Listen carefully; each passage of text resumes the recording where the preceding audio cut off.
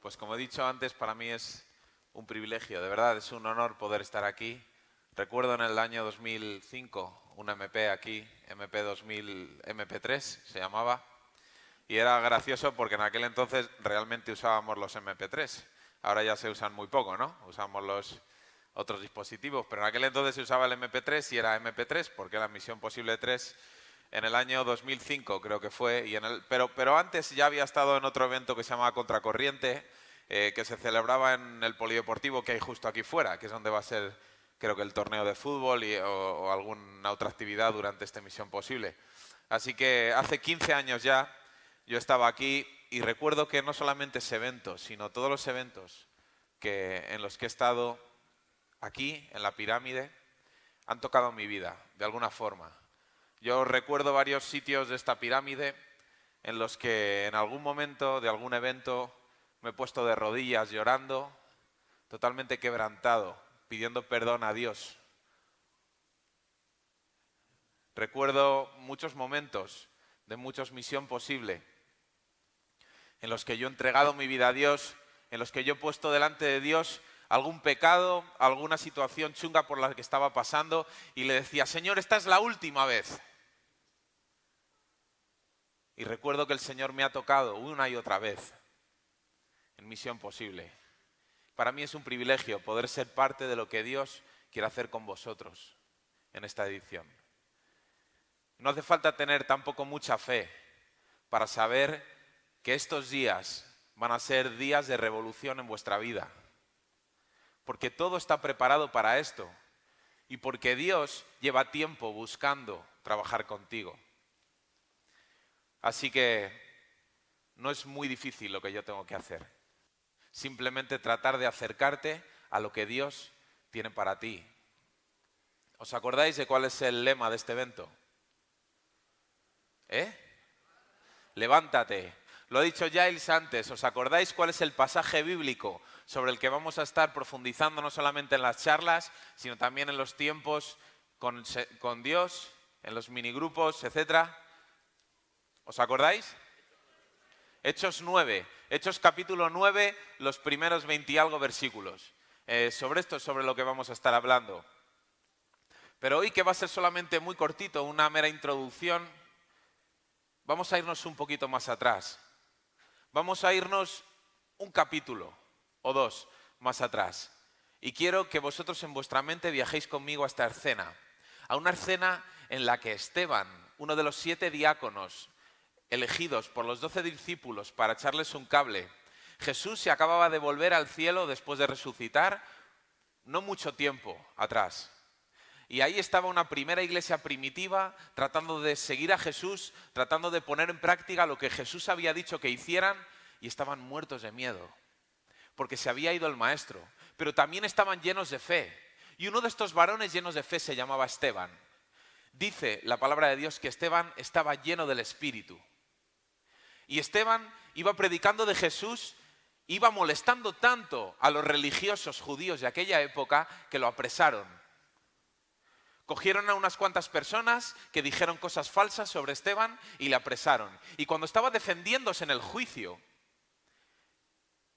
en lugar de echarse atrás, volvió a hablar de Jesús. Ese Jesús que rechinaba a aquellos judíos, volvió a hablar de Jesús. Se cabrearon tanto con Esteban que dice que llenos de furia lo cogieron, lo arrastraron fuera de la ciudad. Yo me imagino que lo tirarían en la tierra. Cogieron piedras y empezaron a arrojárselas.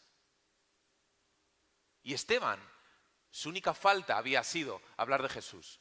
Su única falta en aquel momento había sido hablar de Jesús.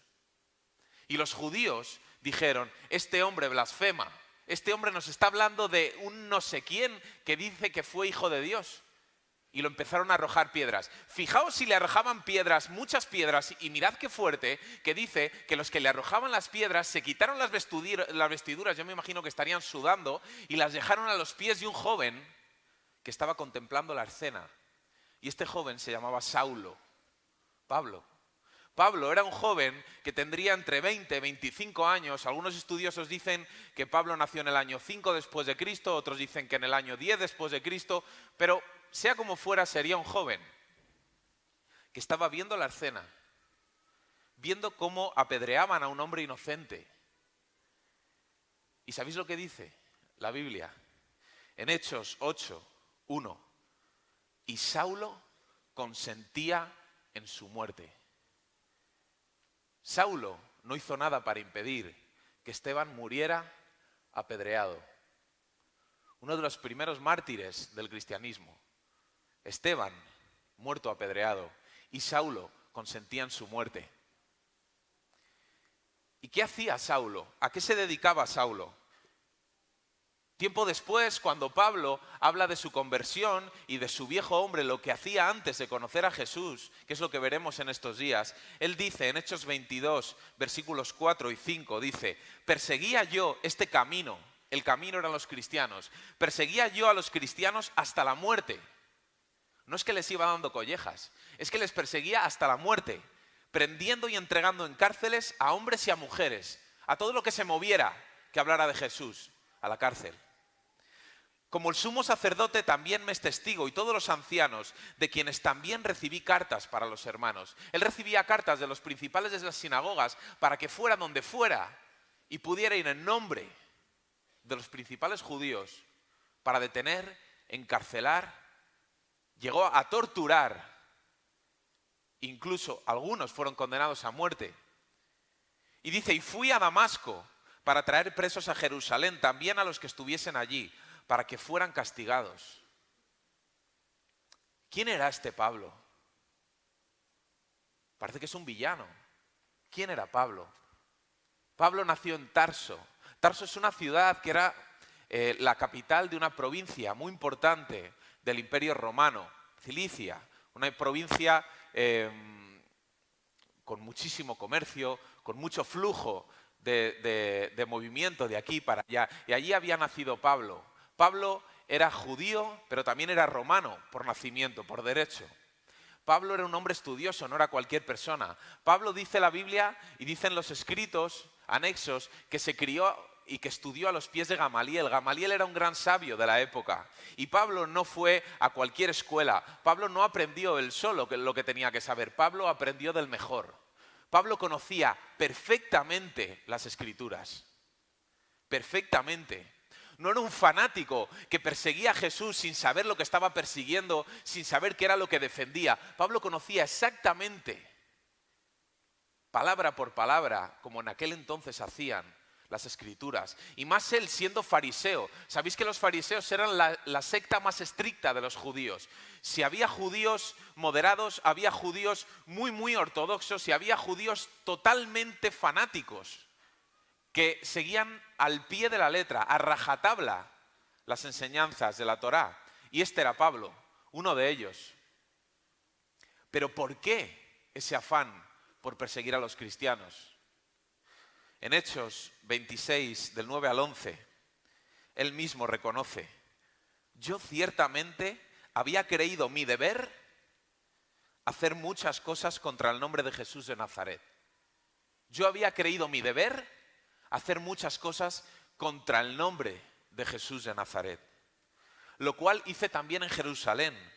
Yo encerré en cárceles a muchos de los santos, habiendo recibido poderes de los principales sacerdotes, y cuando los mataron, yo di mi voto, dice Pablo.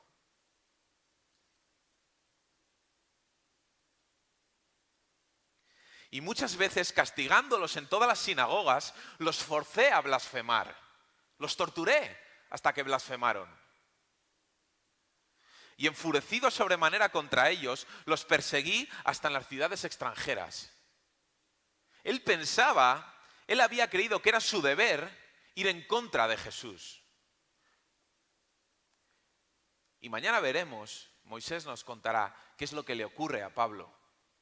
A este Pablo que persigue la iglesia, que persigue a todo el que nombre a Jesús, hasta la muerte, que es capaz de torturar hasta el punto de hacer blasfemar para condenar a muerte a alguien. Veremos qué le ocurre, porque lo que le ocurre a Pablo es algo que nos puede ocurrir a todos nosotros. Ese encuentro con Jesús del que nos hablará Moisés es un encuentro que en algún momento de nuestra vida todos podemos tener. con Jesús. Y mañana veremos cómo Dios le dice a Pablo, levántate. Y este es el lema del evento, levántate. Y Pablo sabía perfectamente de dónde se tenía que levantar. Perfectamente. Pablo sabía quién era. Pablo sabía de dónde venía y hacia dónde iba. Cuando Dios le dijo, levántate, Pablo sabía de dónde tenía que levantarse. Y mi pregunta es, ¿y tú? Cuando en estos días Dios te diga, porque te lo va a decir, levántate, ¿tú sabes de dónde tienes que levantarte? ¿Dónde estás? ¿Quién eres? No te pregunto quién eras hace un mes, o quién eras en el pasado MP, o quién eras cuando te bautizaste, o quién eras cuando fuiste a aquella iglesia, o quién eras en aquel campamento, o quién eras en aquella situación que recuerdas. No, yo te pregunto, ¿quién eres ahora y cómo estás ahora? Cuando venga el Rey de Reyes, como decía el vídeo, el Rey de los cielos y la tierra, y se ponga delante de ti y te diga, tú, levántate. ¿De dónde vas a levantarte? Hay varias opciones, pero se me ocurren tres. Y para todas ellas, tú puedes levantarte. La primera opción es que nunca hayas conocido a Jesús. Que tú hayas venido a este evento invitado por un amigo que es cristiano, que te ha invitado a venir, o que tú seas hijo de cristianos, pero nunca has tomado la decisión de seguir a Jesús. Nunca has tenido un encuentro como el que tuvo Pablo con Jesús. Nunca has dicho, Jesús, perdón por mis pecados, quiero que tú seas el dueño y señor de mi vida. Puede que esa sea tu situación, pero puede que tu situación sea distinta. Puede ser que tú recuerdes perfectamente el día que entregaste tu vida a Jesús. Que puedas decir incluso la fecha, la hora, el lugar, el campamento, la persona con la que orabas, quién oró por ti. Pero ahora mismo estés en un lugar distinto al que te hubiera gustado estar cuando diste el sí quiero a Jesús. ¿Verdad? Quizá vengas a MP enredado en 1001 pecados, 1001 vicios. Quizá tienes problemas con la pornografía. Quizá estás metido en una relación tóxica que no te conviene. Quizá estás en problemas muy gordos en el instituto, en tu barrio. Quizá estás juntándote con un grupo de amigos que te están metiendo en líos más de lo que tú quisieras. Quizá estés totalmente enemistado con tus padres. Quizá tienes aquel pecado recurrente que MP tras MP sigue siendo el mismo. Que año tras año, cuando te pones de rodillas delante del Señor, le tienes que pedir perdón por lo mismo. Y sientes que deberías estar en un lugar distinto al que estás ahora.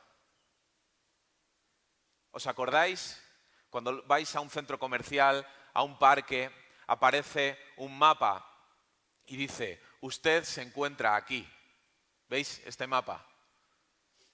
En un plano de evacuación puede aparecer perfectamente como este. Y dices, a ver, este es el lugar en el que estoy, ¿dónde me encuentro yo? Imaginaos que este mapa que hemos visto antes, imaginaos el plano de vuestra vida. Si veis vuestra vida en una foto, ¿dónde estás tú? Si ves el plan de Dios para tu vida desde que naciste hasta el día que mueras, ¿en qué lugar te encuentras tú? Puede ser que te encuentres en este tercer lugar. Puede ser que tú hayas entregado tu vida a Jesús, que no tengas ninguna duda de que lo hiciste, de que eres salvo. Puede ser que además hayas pasado por altibajos como hemos pasado todos y ahora mismo no te encuentras en un bache, ni mucho menos. Ahora mismo te encuentras ante una bifurcación de caminos. Ahora mismo te encuentras ante un futuro incierto porque quieres servir a Jesús más y mejor y no sabes cómo. Tienes varias opciones, no sabes si esto es lo correcto, quieres hacer pero no te dejan en tu iglesia, te encantaría poder hacer pero es que hay algo que te lo impide, tienes miedo, tienes dudas, estás frustrado, no sabes qué va a ser de ti dentro de 2 semanas, cómo vas a saber lo que va a ser de ti el año que viene. Tienes por delante un montón de cosas por decidir, te gustaría seguir a Jesús pero es que estás atascado o no tienes el valor o no sabes dónde te quiere llevar Jesús. Sea cual sea tu caso, si no has conocido a Jesús, si estás en un lío o si estás buscando dar un paso más en tu vida con Cristo, sea cual sea su situación, esta Misión Posible es para ti. Si eres un líder que vienes con un grupo, si eres el último integrante de este grupo, si eres una persona de staff que está sirviendo en este evento, da igual quién seas durante este evento, porque Jesús te ha traído aquí, porque quiere hablar contigo. Estoy seguro. Y cuando un predicador sube aquí y dice algo tan importante y tan grande, se arriesga a que luego no sea verdad. Pero si lo digo es porque sabemos, no solo yo, sino todo el equipo de Misión Posible, que el plan de Dios para ti durante estos días es que tú y Él tratéis de forma íntima. Ese es el plan de Dios para ti en estos días. Sin ninguna duda, si no, no estarías aquí. Piensa en todo lo que habría podido pasar para que hoy tú no estuvieras aquí. Piensa en todo lo que habría podido pasar. Muchas cosas, ¿verdad? Es más, piensa en todo lo que ha pasado para que hoy sí estés aquí. Porque el plan de Dios es que tú escuches su voz diciéndote levántate. Voy a pedir al grupo de alabanza que suba y mientras cantan la próxima canción, que es Aparto todo, voy a pedirte que no mires al de al lado. Si no quieres, ni siquiera mira a los que están aquí cantando. Puede que te sepas la letra y no necesites mirar a la pantalla. Lo que te pido es que mires dentro de tu corazón y digas, Señor, en el mapa de mi vida, ¿dónde estoy? En el mapa de tu plan para mi vida, ¿dónde está la flecha que pone usted se encuentra aquí? Aparto todo lo que me estorba. ¿Qué me estorba, Señor? ¿Qué tengo delante de mí que me impide ser lo que tú quieres que yo sea? El que tengo al lado, la que tengo al lado, lo que tengo aquí dentro, lo que tengo aquí o lo que tengo cuando vuelvo a casa. ¿Qué es lo que me estorba? Y te pido que lo que le digas al Señor sea, aparto todo, no por mis fuerzas, aparta tú todo lo que me estorba, porque en estos días quiero tener una relación personal contigo. Quiero que hagas un milagro. Lo que llevo años intentando, quiero que lo hagas este fin de semana. Aparta todo lo que te estorba, Señor, para hacer lo que tú quieres hacer en mi vida. Que esta sea nuestra oración.